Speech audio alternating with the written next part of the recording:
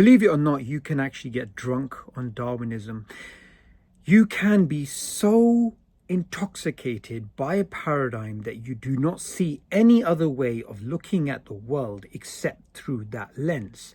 Now, here I want to refer to Dawkins' famous book, River Out of Eden, A Darwinian View of Life.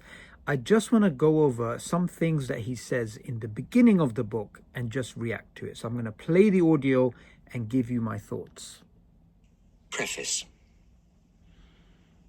Nature, it seems, is the popular name for milliards and milliards and milliards of particles playing their infinite game of billiards and billiards and billiards. Pete Hine. Pete Hine captures the classically pristine world of physics. But when the ricochets of atomic billiards chance to put together an object that has a certain seemingly innocent property, something momentous happens in the universe. That property is an ability to self-replicate. That is, the object is able to use the surrounding materials to make exact copies of itself, including replicas of such minor flaws in copying as may occasionally arise. Okay, so the first thing to note here is he has just glossed over the most important thing, which is the origin of life. He simply goes down the reductive path, and we know the reductive path is very clear. It goes from biology to chemistry to physics to maths. He has not given us an iota, a shred of evidence that you can get from inorganic matter to the first self-replicating life. He just goes over it as if it's something well understood, but he knows and he has admitted that it's something which is unresolved in science. But anyway, let's carry on. The origin of life for him is just something he can just, from physicalist perspective, just, brush aside. But anyway, let's carry on. What will follow from this singular occurrence anywhere in the universe is Darwinian selection, and hence the Baroque extravaganza that, on this planet, we call life.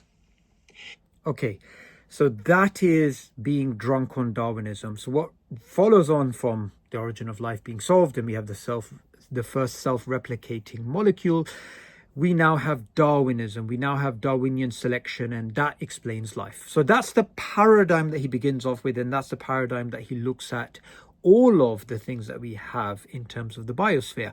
And that is the crux of the problem, because that is the prevailing paradigm, the way that he actually looks at life. Never were so many facts explained by so few assumptions. Never were so many facts explained by so few assumptions. So the facts here he's referring to are the facts that we don't disagree about. We don't disagree about the structure of the DNA molecule. We don't disagree about fossils. We don't disagree about the age of the earth. We don't disagree about a lot of these things which are just brute facts.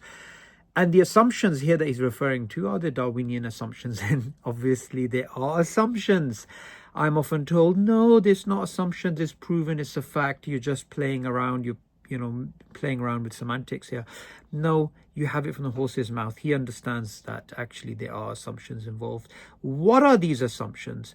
Well, firstly, the grand assumption that Darwin obviously had to make, and Dawkins also makes, and so do other naturalists, is that you can get life from non-life. You can get organic from the inorganic. Okay, so that's a huge assumption. Another assumption is obviously that once you get the first self-replicating molecule, you can actually have the tree of life. So everything that we have today, elephants, bees, birds, fish, monkeys, everything can be explained from a Darwinian selection point of view. That is drunkenness on Darwinism. Not only does the Darwinian theory command superabundant power to explain, its economy in doing so has a sinewy elegance, a poetic beauty that outclasses even the most haunting of the world's origin myths. Okay, so here he's speaking about, again, let's go by his words. He's again referring to Darwinism. And this, again, I don't know why these other atheists online, they don't want to, these not atheists, these evangelical new atheists, why they don't want to admit Darwinism. Again, he's speaking clearly about Darwinism. He's not just speaking about evolution. So for him, that's enough. Darwinism as a paradigm is enough to explain everything. And that is his starting point until proven otherwise. And obviously the problem with that is when there are things which are recalcitrant facts, they resist theories, he has to explain it away in the same way that they cannot explain, they cannot show gradualism, so they have punctuated equilibrium, and they have all these other recalcitrant facts. Now, the problem here, and this is, let's go back to a Kuhnian view. So Kuhn spoke about scientific revolutions, he spoke about normal science, and he spoke about revolutions that happen and the paradigm shifts that happen. So we're speaking about Darwinism here operating within the framework of normal science. And, rebels and resistors are seen as outcasts and heretics and blasphemers, essentially. And they are always challenged from the perspective of, they're coming from a religious background, or is Darwinism versus a religious account? And again, he's doing the same thing. Why does he feel the need to juxtapose a Darwinian account to a Genesis account? Why can't he just refer to a Darwinian account and say an intelligent design paradigm, as opposed to always trying to link it to the Bible or trying to link it to something else?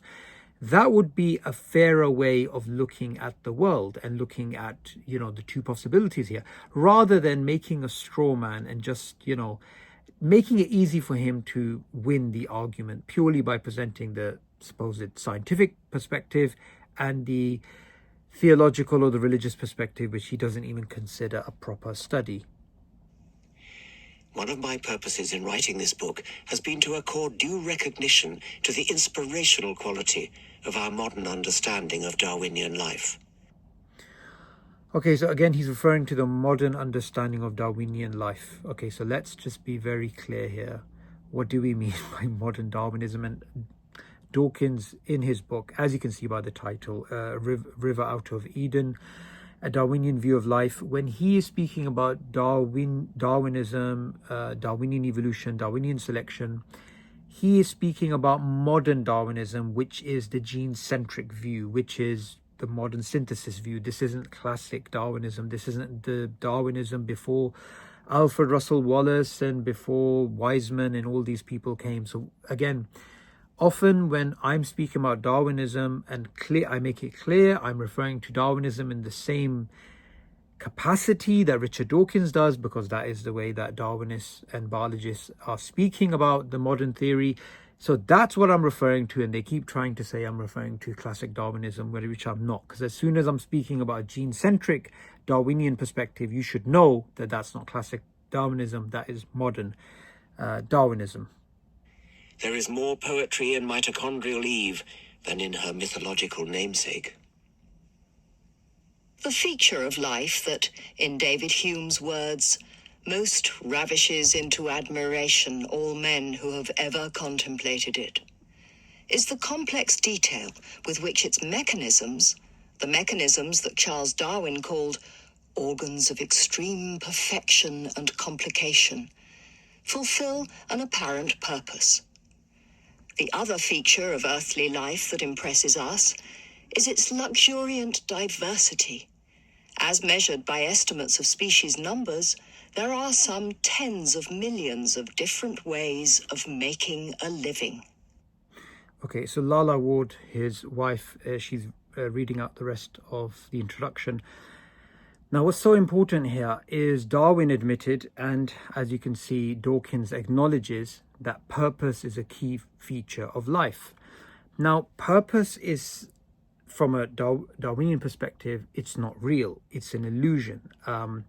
So the illusion of purpose, the illusion of good design is something that Dawkins has actually spoken about. I mean, he's been very explicit that purpose is useful for biologists when they are operating. This is well known, and so is the idea of design. This is why they still use design-like language. They use teleological language. They have to. They have no other choice.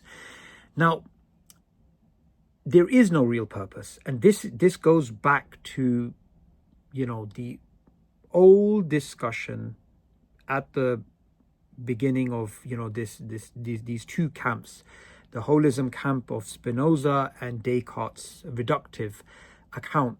Now, Descartes, in a very simplistic way, if we were to break down his view was very reductive. It is equivalent of today's gene-centric central dogma view.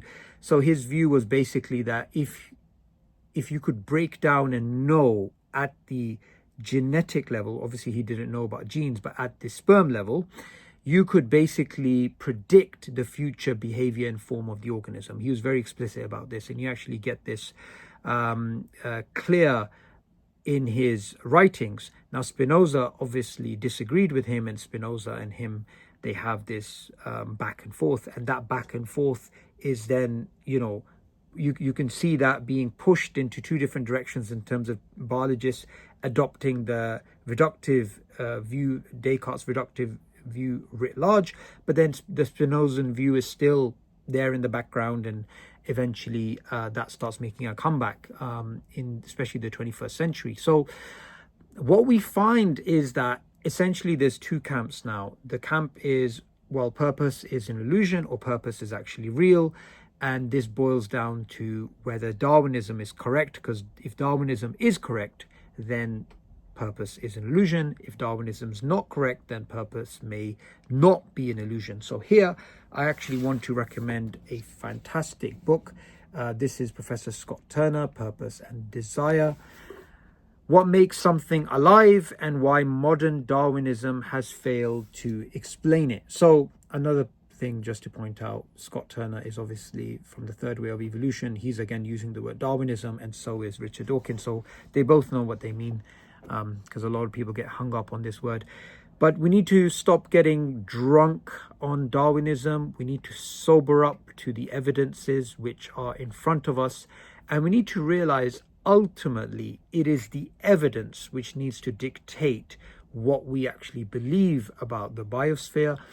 It shouldn't actually be based upon a Darwinian naturalism and just assuming that to be the paradigm and not being able to see beyond it, because that way of looking at the world is a blinkered view, and it's something which people have spoken out about. The late biologist, Japanese biologist Masatashi Nai, he spoke about how Darwin has become a god in biology, and you're seen as arrogant when you challenge him, and that's not the way that science should operate. So this is something crucial for the soul of science, that we need to sober up to the reality of the evidence and give up the drink of Darwinism.